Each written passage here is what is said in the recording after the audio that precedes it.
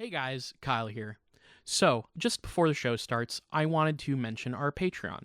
You can pay us $1 a month as a thank you, as a tip. You can pay $2 a month to get access to one of our bonus content shows, episodes 2 days early, and a secret Discord chat where all of our Patreon donors get to go and hang out and talk with us directly. Then there's a $5 tier that you can donate to get access to a whole bunch more content. We have multiple bonus episodes on there, so please check it out. Patreon.com/itgetsweird. We don't advertise, we don't make money, so check it out and throw some money if you think that would be cool. Thanks.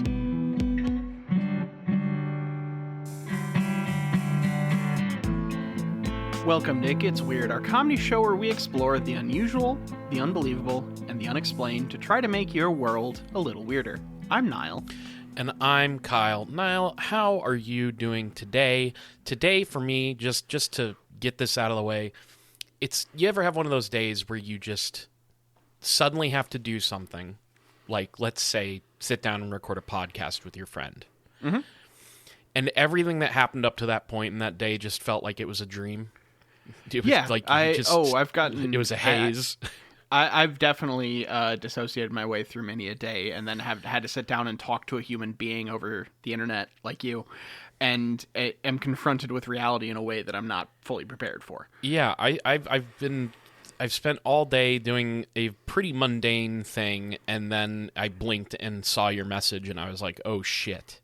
Oh fuck, I have to be podcast ready right now. God yeah, right damn. this second. We run a tight ship here at It Gets Weird. We no room for lollygaggers, no room for spendthrifts. Yeah. No room for hooligans. Also, all of those kind of anything that an old man in 1902 would yell at a group of children, we have no time for. Yeah, and expanding on that, no gagging lolly. So if you're eating a lollipop, excuse me, right now, well, it's sort of like a warning not to choke on a lollipop. Because, is this a phrase? Well, it comes from lollygagging, is my interpretation of it. Okay, sure. So, if you're sucking on a lollipop, aka a lolly, LOLLY, you're gonna want to be careful because that's like choking hazard to the extreme. Yeah.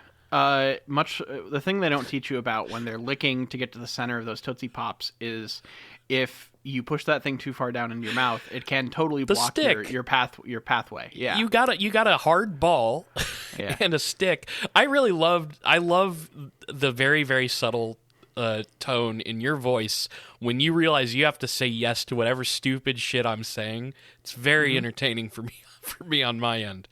Everybody go back and play back Nile saying yeah there, and just try and listen for the very nuanced feelings happening behind that. Yeah, it'll be very entertaining. Yeah.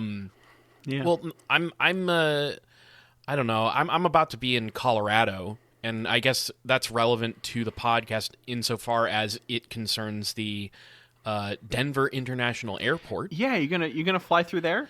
Yeah, and I haven't been. This is so long ago at this point, like probably before we even hit 100 episodes, where I took photos, I think, at the Denver. Maybe we were 100. I don't remember.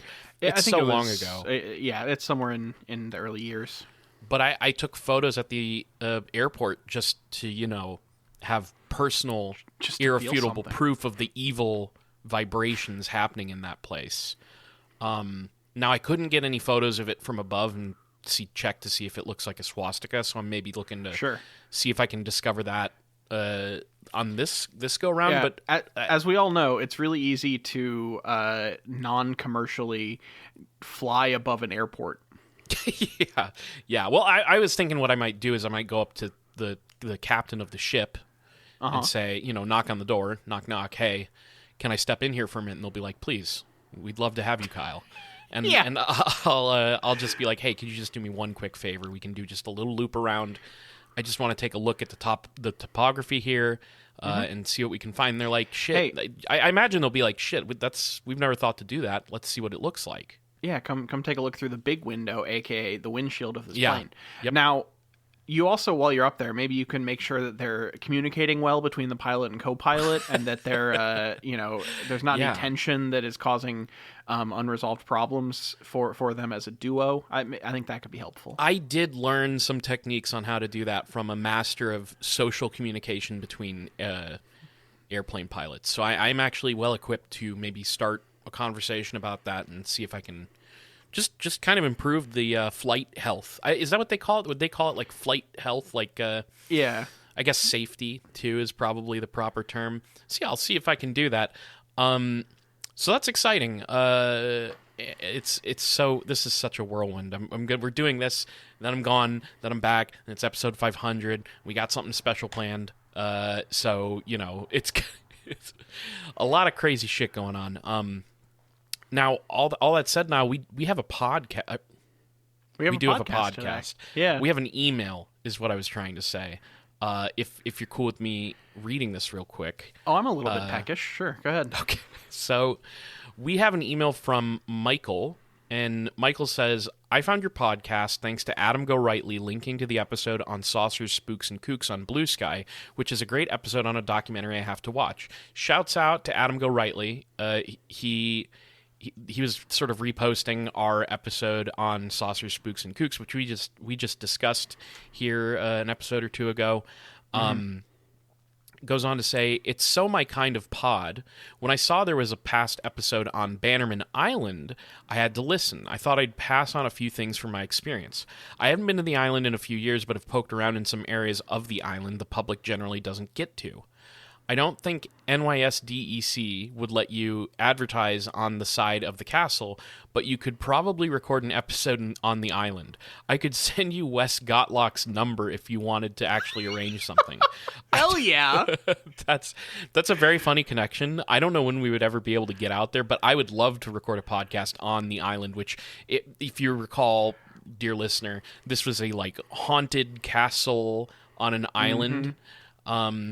Yeah, that was made by a very rich ammunition salesman from the World War I times, I think, if I remember correctly. Yeah, I think that's right. He would advertise on a big cliff's face as you entered the harbors of New York City, which is it's a baller move. I can't really say anything negative about that as an advertising strategy. Now, I'm gonna have to stop you here real quick, Nile. You said World War I times, and for whatever reason, times sounds more relatively recent than if you were to say era, so it kind of almost sounded like you were around for World War I to me.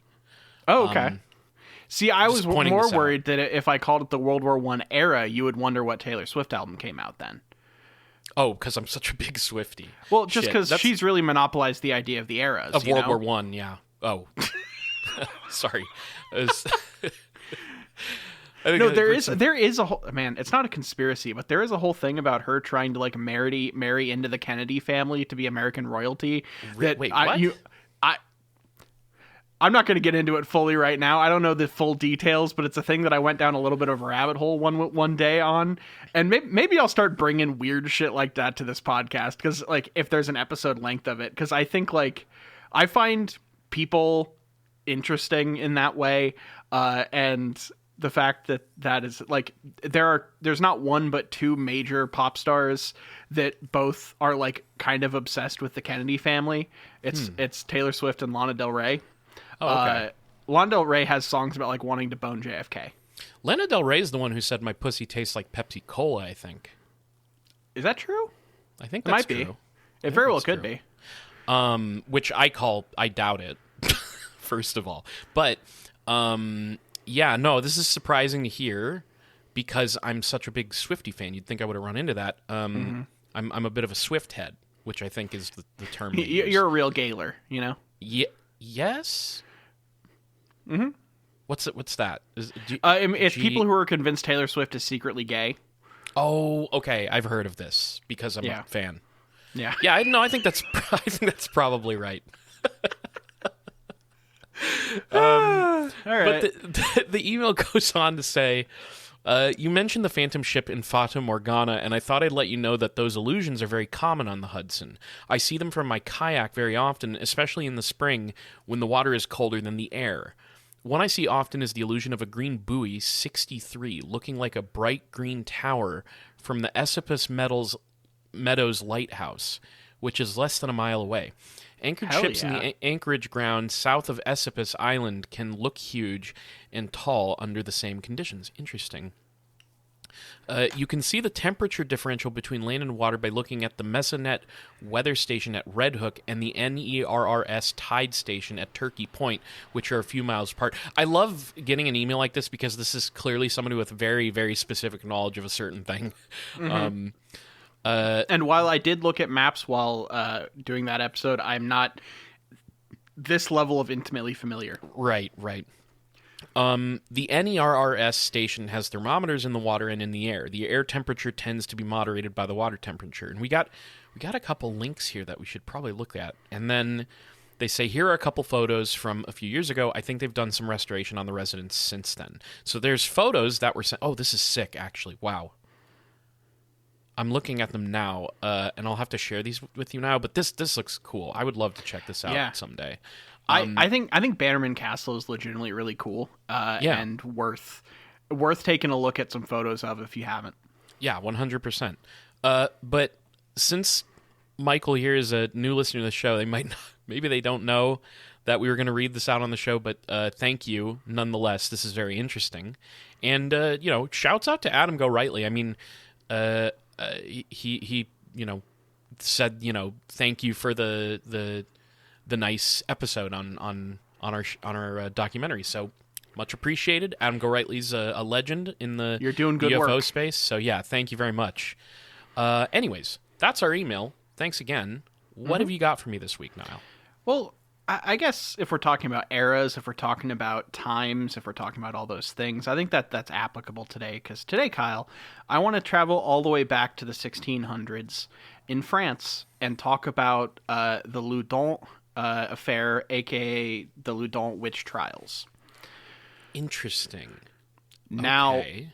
you might there is a reason why you would know what this is, and I guess I'll just say this up front. There is a movie that is somewhat famous / infamous that is based on this series of events, and it is something that has been hard to come by until very recently, when places like Criterion and stuff got a hold of it again. This is the story that inspired Ken Russell's The Devils.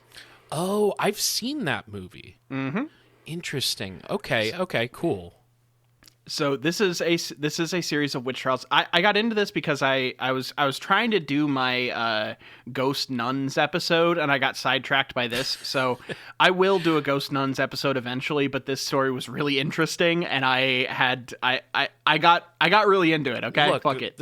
That's how it goes sometimes. And can I just say, The Devils is one of those movies where you see it pop up on these lists of, I don't know, infamous films for whatever reason. Have you seen it? Yes. Look, when I see a list like that, I'm intrigued. I've run into some stuff that genuinely shocked me before. That movie's not so shocking. But I mean, you understand the cultural context that it was around in. Yeah. But it is like a really incredibly good movie. provocative. Like Sure. it is Yeah. it is intentionally showcasing things that are, to a lot of people, blasphemous. Yeah, I guess that's true. And so from, like, while I wouldn't, I think there's a whole other argument to get into about, like, the way we talk about shocking cinema and stuff, and how it kind of divorces itself from context when you're looking for just pure, like, uneasiness, but that's not really here or there for this episode. But I think that, like, The Devils is one of those movies that, on its face, it doesn't depict the craziest things, but it does, it as a whole, it says some things that are if you're paying attention, it's a pretty wild movie, and I think it's really good. I typically don't pay attention, and this was just one of those times where I sort of actually was trying to do that, and so but also at the same time, I'm a habitual blasphemer, so like I'm kind of like the Joker. This was just Tuesday for you. Yeah, exactly. So it didn't really hit in that way. Look, Joker says, "Welcome to my normal world. That is just how I am," and that's how you see this. Okay, yeah. Sure, I get that. As I'm a bit of a blasphemer myself. I was trying to pull some sort of Joker quote that could fit in there. Yeah, that was Joker adjacent. That was a Green Goblin quote. But you're right. It didn't even occur to me. I mean, Willem Dafoe is one of the great uncast Jokers. You know, could have been a good Joker. Put that man in some fucking makeup and get him a green wig, like, you know. Yeah. All right, that'd be good. So, to set the stage, we're right after the Black Plague. So the Black Plague is in 1632. It breaks out in the French town of Loudun, which is where we are, eventually killing 3,700 of its 14,000 residents. Whew. It got so bad that doctors actually left town since there was like basically nothing that they could do, and they thought they might be able to help someone else elsewhere. That is the worst possible signal. The doctors have left the town. That's telling you that you're really fucked. Yeah. So this led to the convent of the Ursuline nuns basically shutting their doors and going more insular.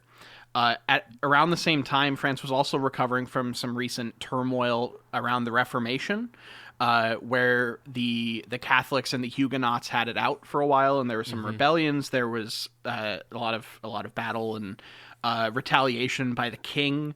So the king is at this point trying to drive out Huguenots and drive out anyone who's not Catholic, and really take over and unite all of these different places, which this part becomes important a little bit later.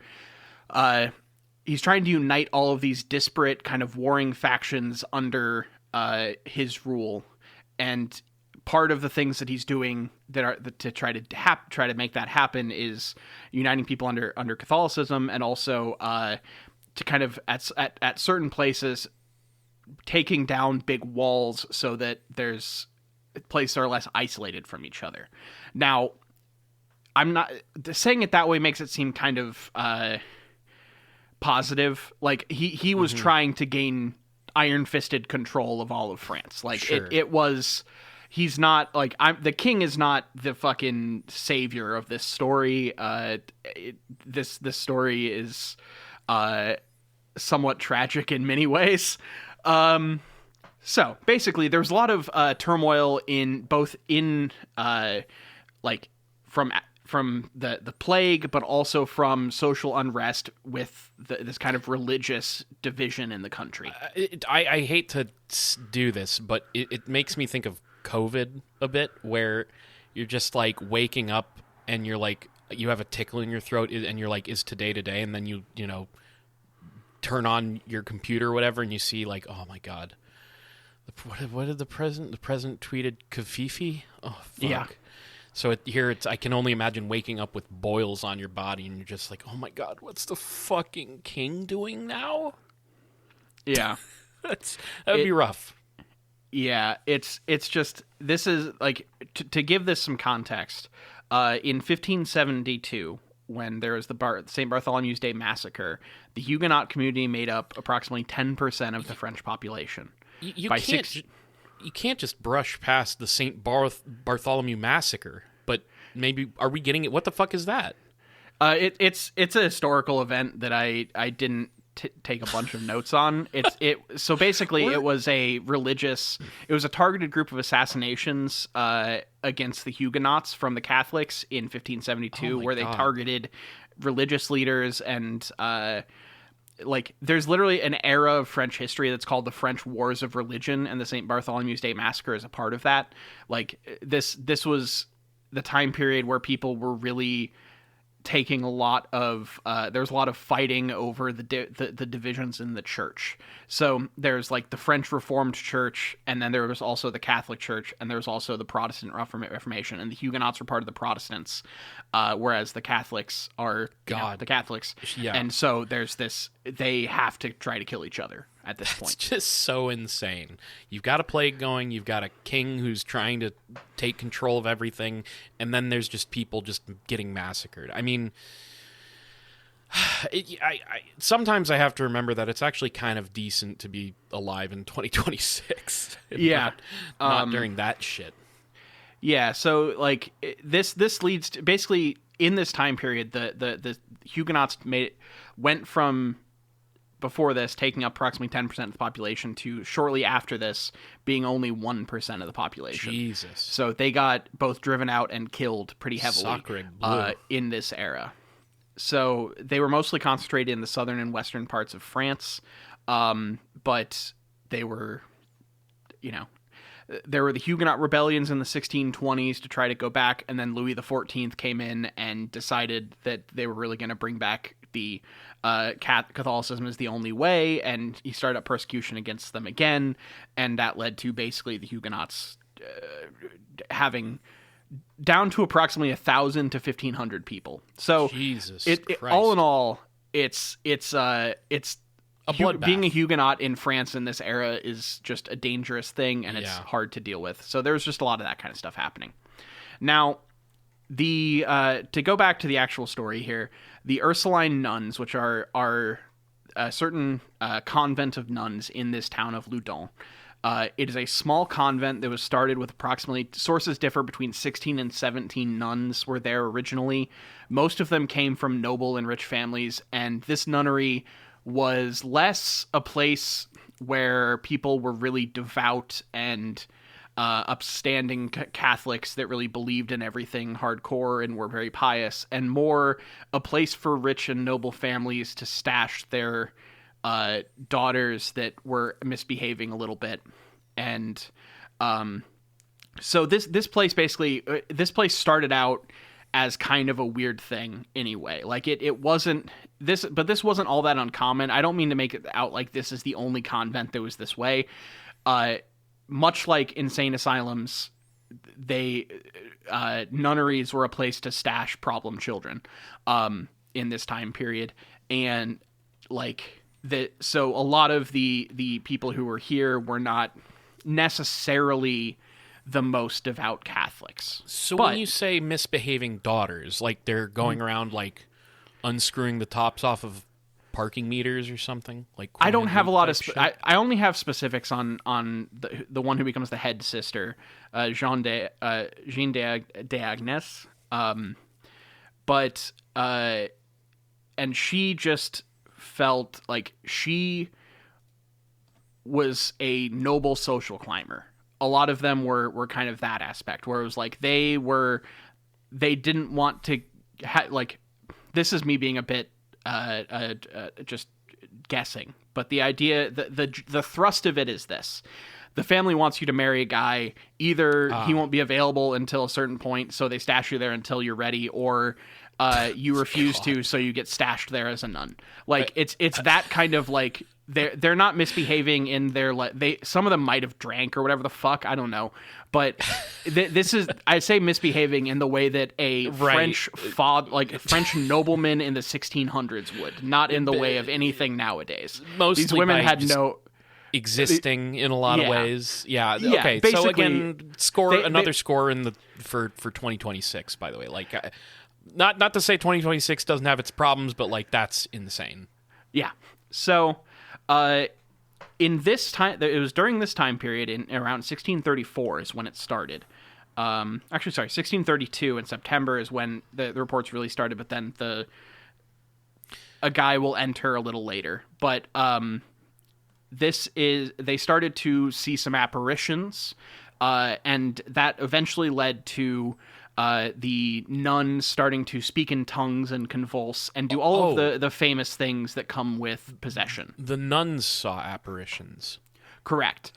Specifically, it started with the head sister, Jeanne d'Agnes. Isn't this also before the American, like the Salem witch trial? Yeah, I know we're in the 1600s. Salem witch trials are maybe the most famous example in American history of that. Mm-hmm. Were they doing witch shit before that? I'm realizing I actually don't know that off the top of my head. I just know that the Salem witch trials were like, I want to say either late 17th or early 18th so century, I think. The Salem witch trials took place in 1692. Okay, yeah. So into okay. 1693. So this is approximately 50 to 60 years ahead of that. That's crazy. Did we just take? We were like taking notes on. Oh the French? yeah, like we basically imported witch hunters from England and France and places like that. For God, sure. Yeah. what? Oh my God. Okay. Yeah. Wow. So, they started to see an apparition of a recently deceased priest was one of the early ones. Then a black orb was seen floating around the convent, as well as skeletons wandering through the halls. What? That led to nuns then reporting being punched and pushed by an invisible force, and then also God. sometimes having the urge to laugh uncontrollably. Black orb? Yeah, just go with this part of it, because I have a lot more to talk about.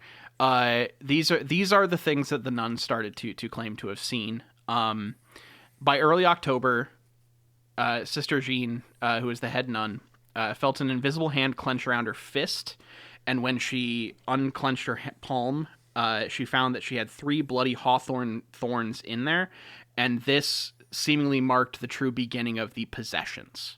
This was the first time that they would really get fully possessed. At this time, there were claims from writings around the time the nuns would bend over backwards and walk with their hands clasped to their heels. They also would repeatedly whip their heads forward and backward, while their tongues would darting in and out of their mouths, and their tongues would be black and covered in pimples. Oh, Jesus Christ. What? They then would speak crudely and expose themselves and encourage lewd behavior from those around them, which you'll remember some of these things from the devils. Yeah, well, I sign off on that one aspect. Sure. People should... Of course. Oh, okay. Okay, sorry. Yeah, no, you should speak crudely and expose yourself. Yeah. Then the nuns would also, beat their chests and just yell and make these really loud, awful shouts. And so this led to, of course, people being called in to perform exorcisms. And that's where we're going to take a step back and to come at this from another angle. Because the main character of this story, in a lot of ways, is a guy known as Father Urbain Grandier. So Father Urbain Grandier is a priest who was, let's see. So he was appointed a parish priest of Saint Pierre du Marche in Loudun in Poitiers, France in 1617. He was very handsome. He was wealthy. He spoke well. He was just very he was very charismatic as a priest, and was like a figure that people were drawn to. This is the main character of the Devils, right? Correct. And now he also then, that charisma did lead to him having affairs with multiple women. Sure. That kind of went beyond what he was allowed to do as a priest.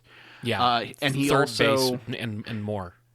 Yeah, so he just was really good at I'm trying to remember, he openly courted the daughter of the king's counselor, and he was suspected of fathering a child with the daughter of the king's solicitor.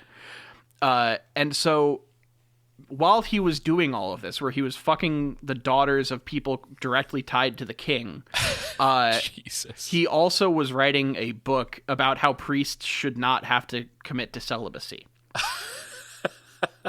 Yeah. Okay. Yeah.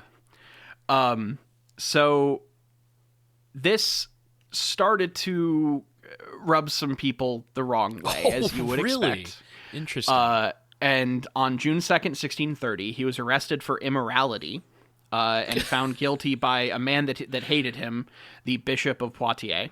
Mm-hmm. However, Grandier's political connections allowed him to fully resume his duties within 1 calendar year.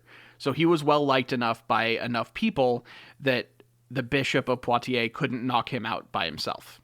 Sure. So this led to the beginnings of a conspiracy, which is much. I really like doing famous exorcism cases, because there's always something else going on, and this one is no different, because Grandier's enemies approached a guy known as Father Mignon, who was a relative of someone involved with the Ursuline nuns and the confessor to their convent. So he was the one that took confession for the Ursuline nuns. And so they got together and had Father Mignon persuade a couple of the sisters to feign possession. And in doing that, they then would blame Father Urbain Grandier for these possessions and that he led them down the path of the devil. And the Mother Superior of the Ursuline nuns, Jean Diagnes. I'm for some reason having a really hard time with that name, even though it's not that weird. I keep wanting to say Jean, and it's not. It's okay. French is totally fucked. You're good. Yeah. So she readily complied. She was the kind of ringleader of this whole thing, the superior of the convent, and she kind of led the charge of falling into fits and convulsions, speaking in weird voices. And some places that I noted stated that a lot of the nuns who were involved had actually in their lives never met Father Urbain Grandier. Like this, they just went along with it because they were asked to, and it might help them. Like it might help them gain something, you know? Now there is a reason why Jean was involved, and it wasn't that she had never met Father Urbain Grandier, but this is, I cannot attest to the full efficacy of this point, but this is the story that you will find most places. Jean had become sexually obsessed with Grandier, and really wanted him. And I guess that she was a person that he didn't fuck. I don't know exactly how that went down, because like Father Urbain seemed very willing to bone down wherever he saw fit. And I guess in this case, this nun, it just didn't work out or whatever, and she seemingly had kind of a thing for him, and that led to her having these very explicit recountings of these dreams where he appeared as an angel to her, but then he was, as she said, speaking more as the devil would, enticing her into acts of sexual nature and to partake in various vices. And this at one point took on such a fervor that she was like disciplined in the convent for all of her like outbursts, and the fact that she wouldn't stop talking about these like really sexual explicit dreams she was having about this priest. And that is like the idea, that is the kind of kayfabe explanation of this. Like there are places that will say that she went to Father Mignon to like start the conspiracy. I don't think that's exactly how it happened. I think that the like sexual dreams and stuff kind of came after she was recruited and it was part of the plot, is how I really took it in most of my reading. But there are places that you find that will state that Sister Jean is the like ringleader of the whole thing. I don't know if I believe that. Do you think that Jean ever, like Fujoshi'd out about Mignon and Urbain? Man, that's an interesting account. Like, because sort of a enemies to lovers sort of story that could happen there in like a fan fiction type scenario. Yeah, I maybe there's a chance. It feels like one of those things where maybe there would be, for shocking's sake, there'd be a level of like we're gonna let the swords cross, because she was really trying to kind of make these kind of very explicit out there images, and I guess in that time period that would maybe be more ridiculous or out there than for certain people than just Grandier having sex with her. I don't really know. It could have factored in there somewhere. She might have been into it. I have no idea. But it just she seemed to take on this task pretty readily, you know? Sure, yeah, and welcome back to everybody who just had to go Google Fujoshi. I'm glad I can do that for you. I feel like that a thing that is like, I think weirdly it's become more known now because of your stuff, but I don't know. Well, I guess we do have the gay hockey show. Yeah. But are people saying? I'll just say I've seen it. Okay. So sure. I haven't seen the gay hockey show. I've seen people calling it Fujoshiing about the gay hockey show. So I think it's still very much secluded to the internet, but yeah, maybe it's breaking containment a little. Who knows? Yeah. So Father Mignon had a cohort, Father Pierre Barre, who was his aide, that they were the ones that kind of were putting together this united front against Urbain Grandier, because due to his womanizing around town, there were a lot of dudes that were mad at this priest. And so there's one other element of this that we haven't gotten to that ties back into like the fortifications of towns weirdly, but largely the entirety of the story of the devils is predicated on the fact that there was a priest that a bunch of women wanted to fuck in 1632 and a lot of dudes got mad about it. Let's be honest though, if you didn't know anything about the devils or this story and you heard the name Urbain Grandier, you would have an image in your mind of a guy who fucks. Yeah. It's really true. He's got a name of a priest that fucks for sure. So as soon as the word got out that the Ursuline nuns were possessed and Grandier was being blamed for it, that started to kind of ramp up the pushback against him, because there was a thing called the Witchcraft Act of 1604, which calls for the death penalty upon conviction of sorcery, witchcraft, and diabolical pact. And so the things that he is being accused of would fall under sorcery because he is leading people through dark magic and energies to the devil, which is considered both sorcery, and I think there's parts of it that fall under the whole kind of diabolical pact thing, which we'll get to maybe my favorite detail of this whole thing a little bit later in this episode regarding a diabolical pact. So this led to some exorcisms starting in where Father Urbain did what was kind of involved in the exorcisms.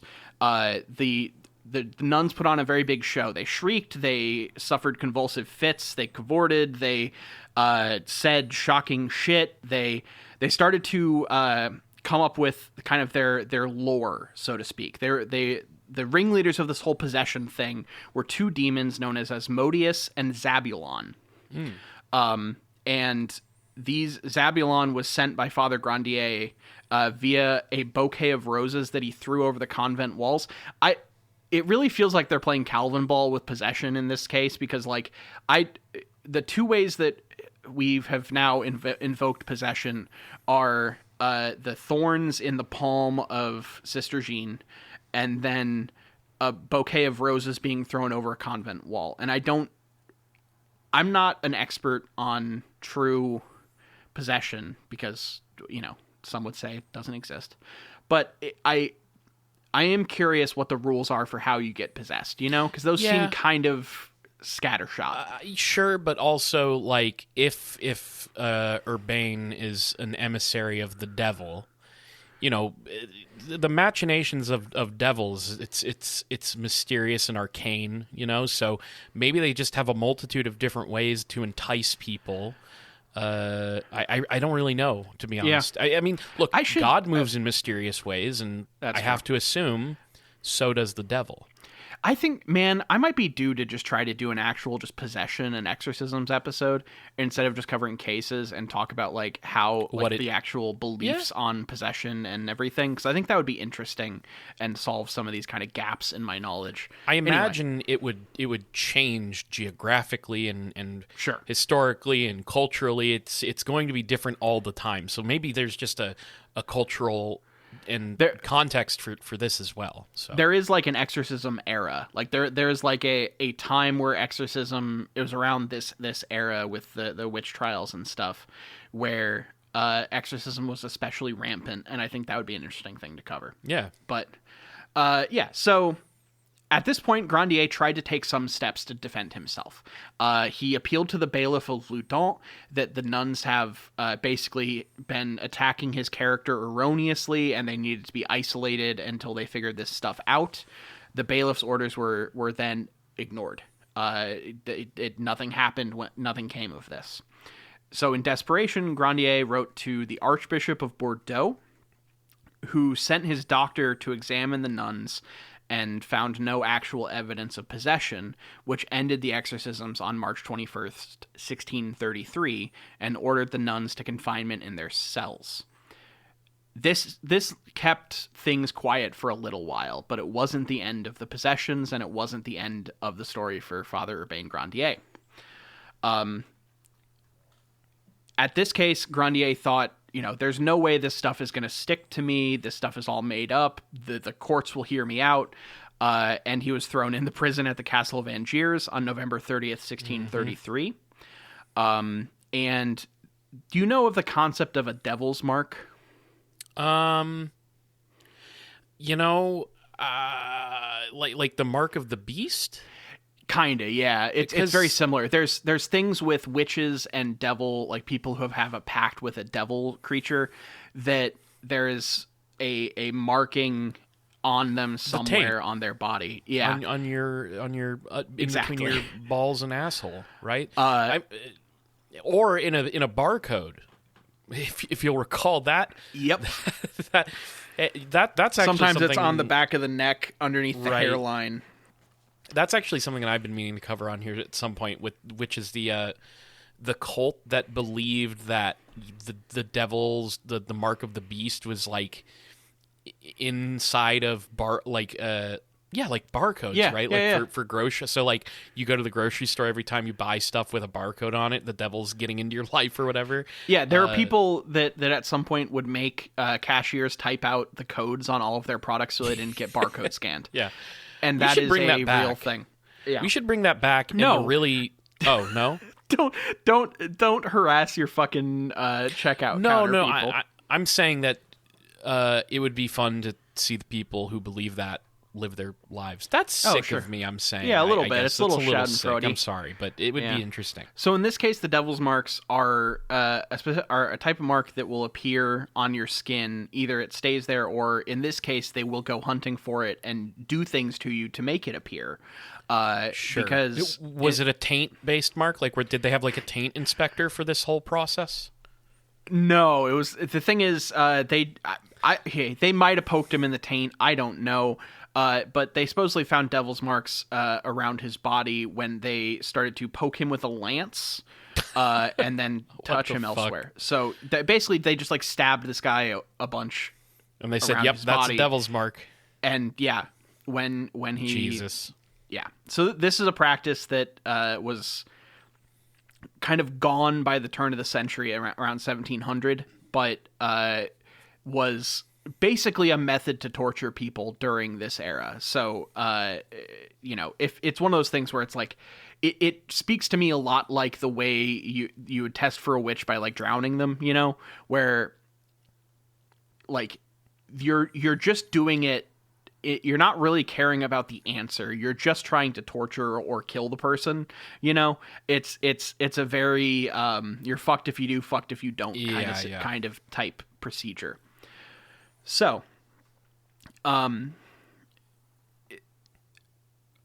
the physician, what kind of helped him a little bit was there was a physician named Dr. Fourneau, who was the one who prepared Grandier for this torture.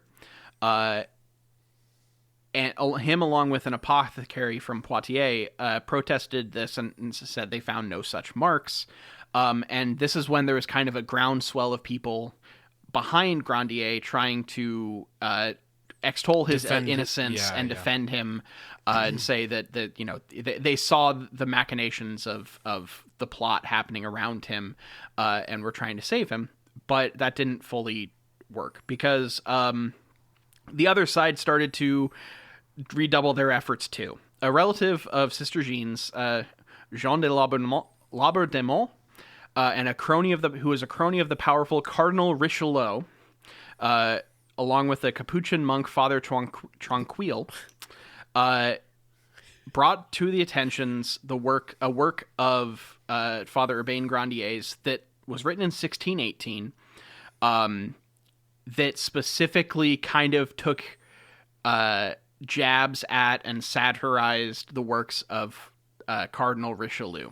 So he had poked the bear that ended up being the guy that like kind of held his fate in his hands. So at this case, at this point in time, Mignon, Bar, Father Tranquille, and another guy named Father Gabriel Lactance resumed the exorcisms publicly and made a much more public spectacle of it. Now, they were public originally, but like, because that's just how you did exorcisms back then, I guess. But at this point, it really kind of became a dog and pony show. They were really like using these public exorcisms to totally knock out any goodwill that Urbain Grandier might have, and to try to like win the public over.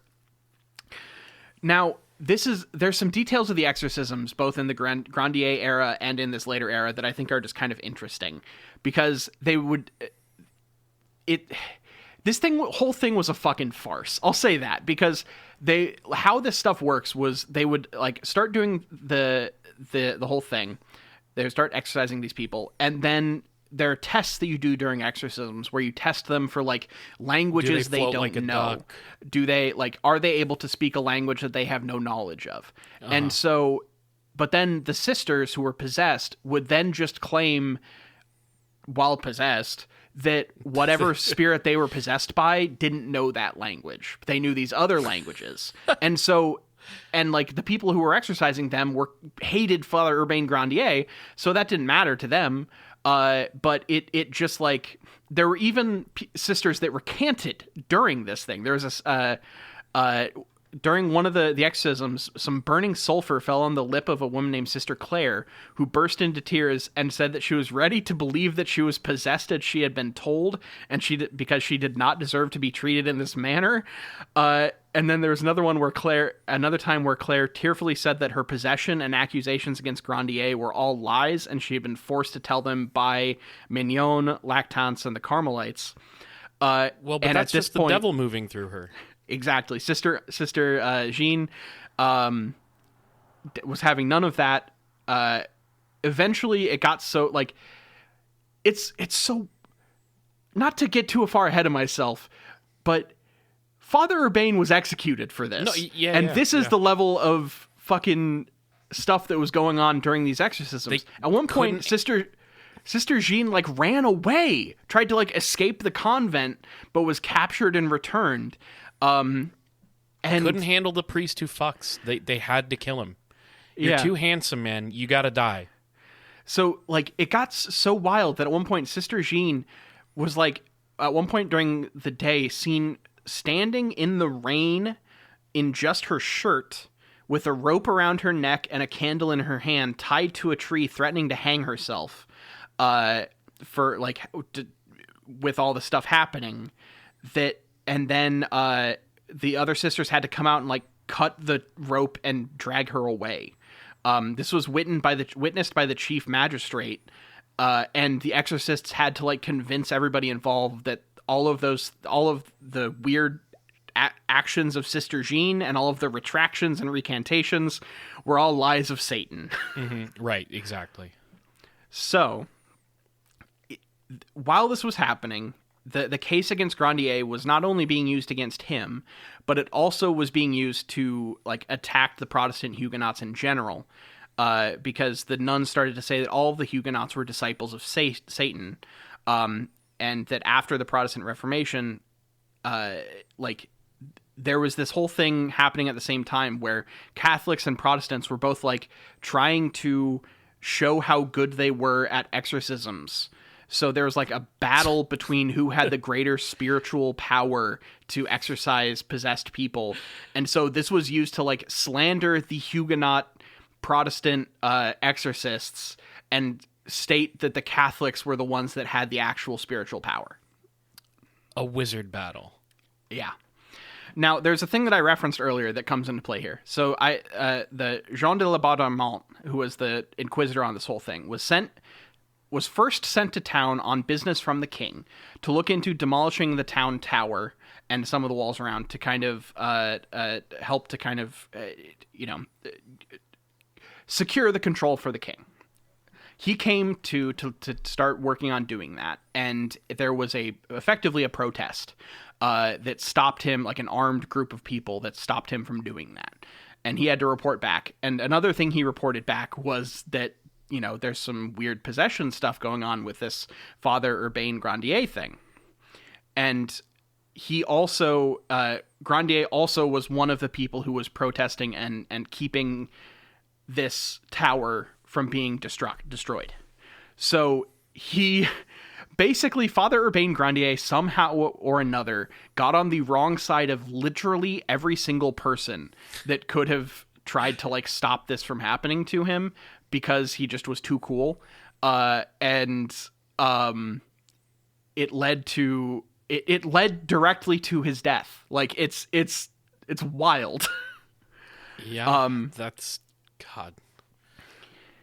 Yeah. During the exorcisms, this is just a fun thing that I found. They went through all of the nuns and found where in them certain possessions were taking place. So I have a list of the nuns with the various places that demons were residing in their body. Yes, because that's how it worked. What the fuck? Okay. Correct. So Sister Jean, our leader, had Leviathan in the center of her forehead, Beherit in her stomach, Balaam under the second rib on the right side, and Issacharen under the last rib on the left. Another one named Agnès de la Montbarras had Asmodeus, who was, if you remember correctly, one of the ringleaders of the demons. Right. Under her heart, and Beherit in her stomach, much like the other Sister Jean. I hate to say it, but the way these descriptions are just making them sound like they have incredibly powerful summons. Yeah, for a boss fight. Well, then let's jump down here to Claire, who we talked about earlier, Sister Claire. She has Zabulon, who was one of the leaders, in her forehead, Naphtali in her right arm, San Fin, who is the Grandier of the Dominions, I guess, whatever that means, under the second rib on her right, Elimi on one side of her stomach, the enemy of the Virgin in the neck, whatever. The enemy of the Virgin, I guess, is a name of a spirit. Verine in her left temple, and Concupiscence of the Order of the Cherubim in the left rib. So, she's got a whole fucking host in there. Wow. That's incredible power. Yeah. So, these are all, there are more. We could go through all of these, but they're all just like this. It's just, all of them have, 4 different demons somewhere inside of them. Nobody had, Lucifer in left ass cheek or anything like that? Let's see. No, but Sister Anne had a magic bayberry leaf in her stomach, guarded by the Elimi. Oh, okay. Okay. Okay. That's something. No, that is something. I don't know what, Sister Elizabeth Blanchard had a devil under each armpit. That's cool. Along with she's kind of carting them around like they're petulant children. This is actually kind of awesome. Listen to this. So she has a devil under each armpit, the coal of impurity in her left buttock, and then devils under her navel, below the heart, and under the left breast nipple. Dude, I deliver a coal of impurity from my buttock just about every day. Yeah. So this did kind of seep out of just the convent. Various gentlemen around town were accused of consorting with the devil. Even the chief magistrate de Cerizet was accused of practicing black magic, and other priests were accused of rape. So this led to a bunch more hubbub around town. But here's possibly my favorite detail of this whole story. During the trial of Father Urbain Grandier, there was a pact that was shown, a literal piece of paper that was pulled out, supposedly stolen directly from Lucifer's cabinet of devilish agreements by Asmodeus, the head demon involved in this whole scandal, that was presented to the court as proof of Grandier's complicity. So this was written backward in Latin and signed in blood, and this pact outlined Grandier's duties to the devil and the benefits he accrued thereby. Co-signers included Satan, Beelzebub, Lucifer, Elimi, Leviathan, and Astaroth, and it was notarized by, quote, signature and mark of the chief devil and my lords, the princes of hell. So, okay, so he was a connected guy. He had the big, he was hanging out with CEOs. He's got a list of them on LinkedIn and hell. That's pretty incredible. Now, do you want to hear some of the stuff this contract said? Yeah. Oh, yeah. I thought it was just saying yes. He's the devil. Oh, well, I've got the thing here. So this is the text of the contract. I promise that when leaving this creature, I will make a slit below her heart as long as a pin, that this slit will pierce her shirt, bodice, and cloth, which will be bloody. And tomorrow on the 20th of May at 5 in the afternoon of Saturday, I promise that the demons Gressel and Amand will make their opening in the same way, but a little smaller, and I approve the promises made by Leviathan, Behemoth, Beheri, with the companions to sign when leaving the register of the Church St. Croix, given the 19th of May, 1629. So, like, sorry, that's some reporting on the thing. This is like they pulled out an actual piece of paper that was signed by Satan The devil as was here. evidence WUZ. in a trial against a priest. Yeah. Now, leave it to no one to say that the message was written in the handwriting of one Sister Jean. But this was like, it's just ridiculous. This whole thing is so... Yeah. They supposedly had a copy of an agreement that is stored in hell that was used to sentence a man to death. What the fuck? Yeah, it's just one big, extremely obvious snow job. I mean, and it sounds like a lot of people around the town didn't necessarily believe it. So was it almost? It's almost like it's a show, a spectacle, where the people who live in the place, who don't hold any sort of power, just the common people, just have to witness it. Is that accurate, or were there people in the town who were whipped into a frenzy and like, we got to see Urbain die? It was split, but there was a large portion of people who did not believe it and were, fighting on the side of Father Urbain Grandier. At one point, this led to straight up, he got thrown in prison and was unable to talk to anybody. Like he effectively got silenced 100% officially by the king and these various other people that were kind of rising up against him. And at some point, Jean actually then also came into court with a noose around her neck, threatening to hang herself if she couldn't basically recant her testimony, because I guess she felt bad about it.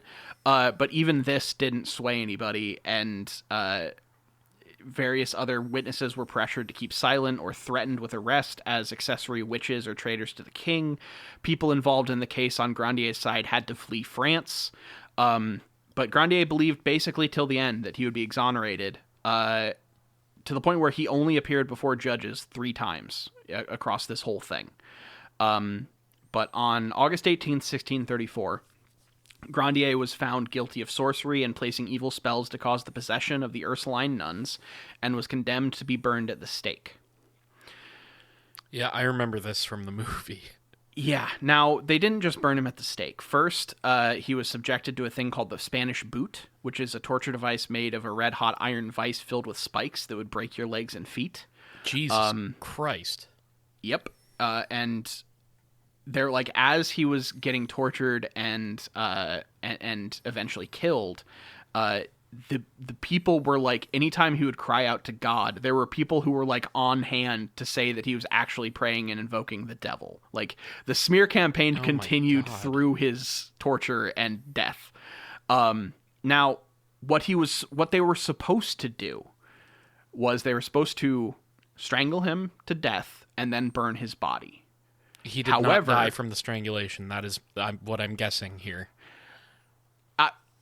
they basically just decided, no, we're going to do the worst thing and just burn you alive.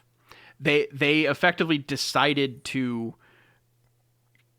He also decided to just make him suffer as much as they physically could before he died. Including, he was supposed to be able to give one last chance at addressing the crowd or saying his last words. But when this time came, people started throwing big buckets of what they claimed was holy water on him so that he was unable to even speak his final words. Was it holy water or was it something else? Was it something fucked up? No, it was just water, but he couldn't speak. Okay, He couldn't. He was supposed to have last words, and they not only made him die more horribly than he was sentenced to, but they refused him his last words along with any sort of blessing upon his death. Any sort of rites that would go towards a Catholic were denied him. And even to the point where at the end of it, there was supposedly a large fly that, as upon his death, that was buzzing around his head, and they claimed that was Beelzebub, the Lord of the Flies, who had appeared to carry Grandier's soul to hell. Oh my god. Yeah. So this here's the thing. When Grandier died, the possessions didn't stop. For months after Grandier's execution, Father Jean-Joseph Surin arrived and attempted to rid Sister Jean of her demons. He even at some point tried to convince the demons to possess him instead, and in 1637 supposedly they did. Supposedly, now with the fact that Jean was largely, as far as I can tell, fabricating this whole thing, I don't know what that means intensely, but the story goes that another father exorcised Jean, took the demons into himself, and then Jean basically spent the rest of her time free and had kind of a traveling show gig where supposedly upon the spirits leaving her and everything, she had the names of Jesus, Mary, Joseph, and a recently deceased French saint named Francis de Sales inscribed on her palm that had been embedded in her skin. And so she would travel around and showcase this. Even the fact that there's a somewhat apocryphal story or somewhat kind of unconfirmable story that an author of the time really wanted to see them, and when he touched her hand to look at them, the name of Joseph, I believe, smudged. So oops. Yeah, she just so after this whole thing, she took the fame route. She turned to the limelight. She would show her magically inscribed land to anyone that would see it, which included the king, Cardinal Richelieu, various noblemen of the time, and anyone that would basically pay for her to come out to see it. She created a whole cottage industry out of this thing. While I've been sort of comparing 17th century to 2026, I gotta say she would put up crazy numbers right now today. And here's just a fun little postscript to the guy that supposedly took the possession from her.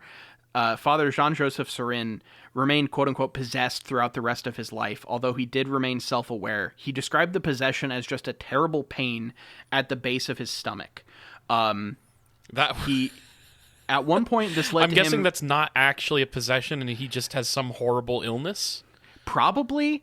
I don't really know his story that far beyond that.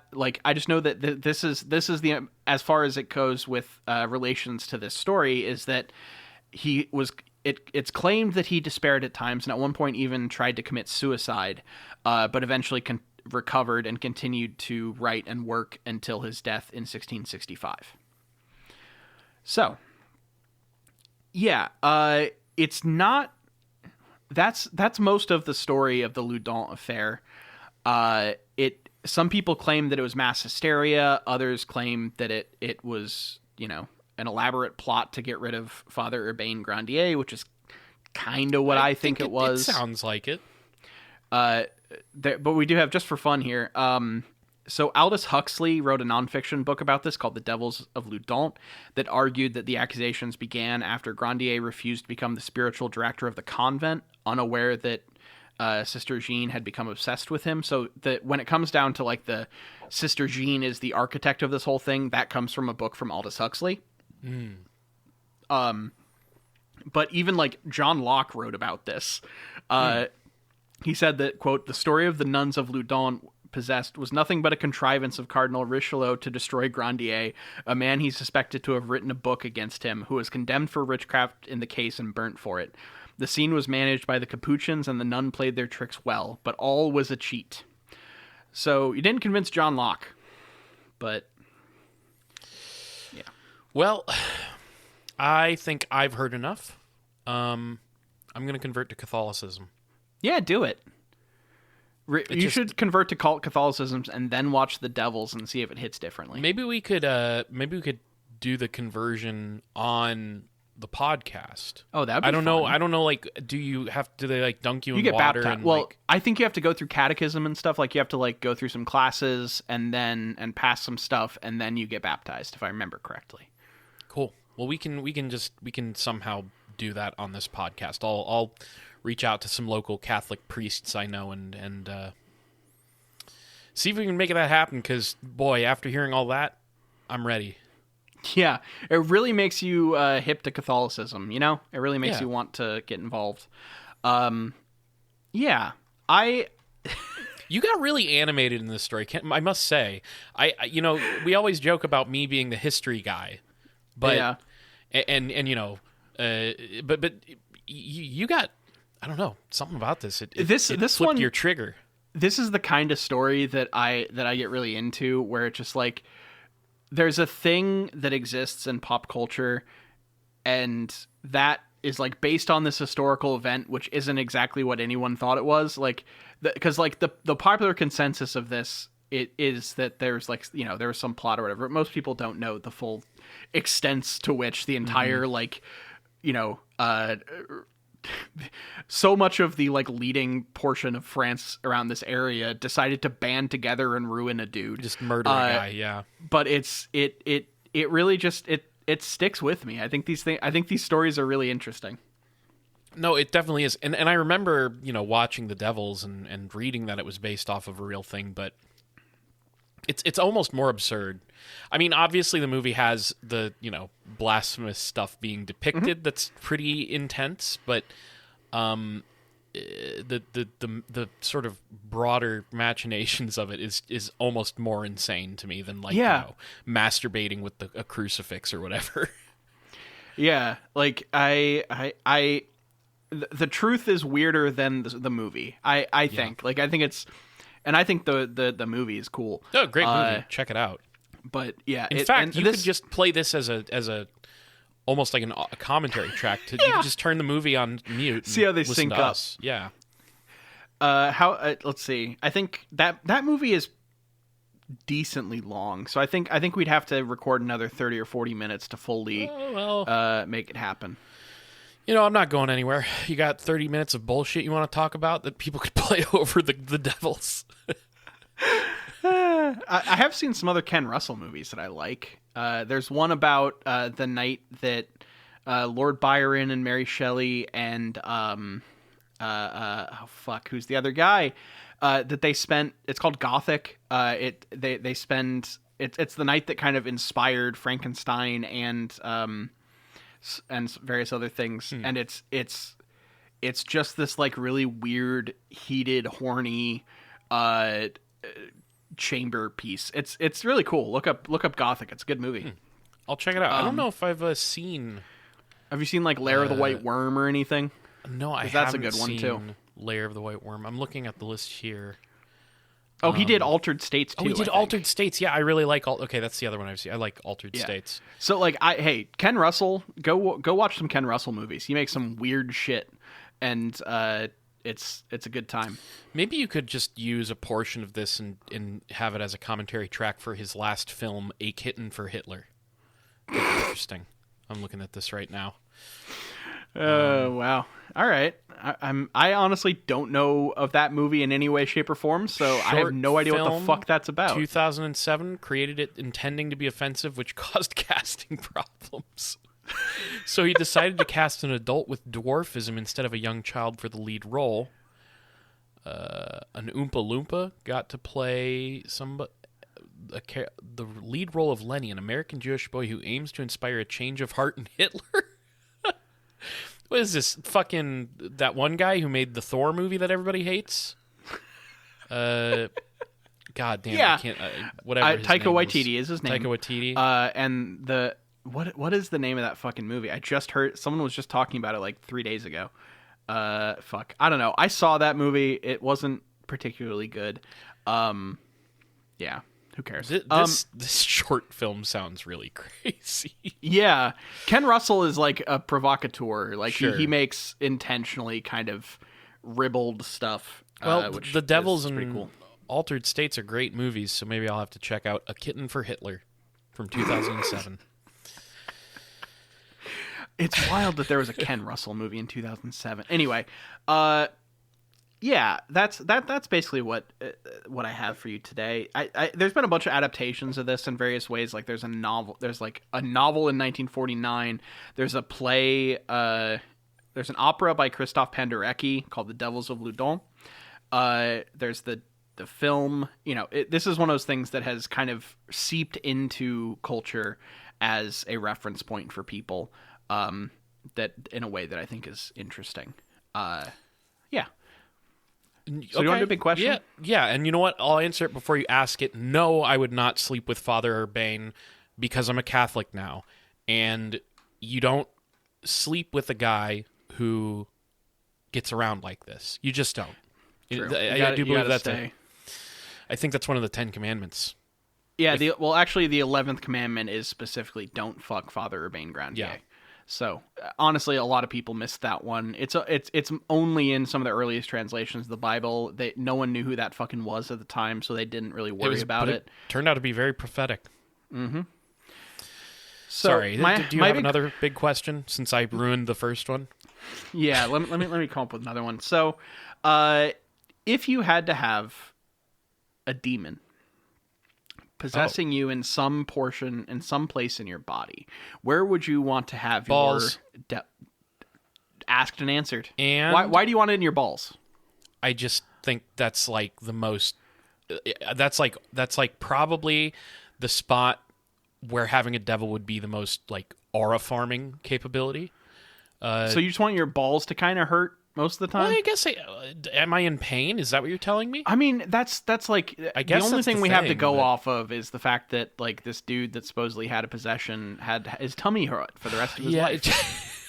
His tummy hurt. You know, okay, fair. I guess maybe not balls because I don't want my balls to hurt for the rest of my life.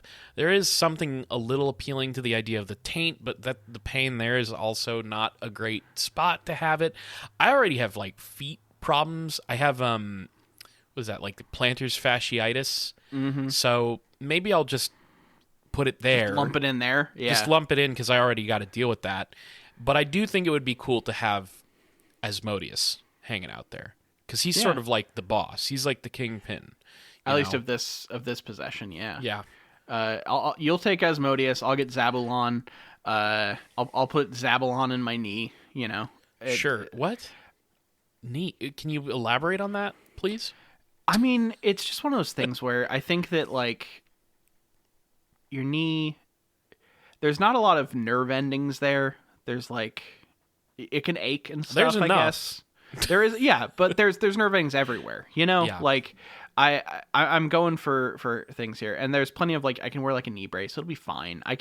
I've seen wrestlers wear 2 knee braces and keep going for 10 years. I think that maybe the knees aren't as vital as people think they are, and so I think that like we can.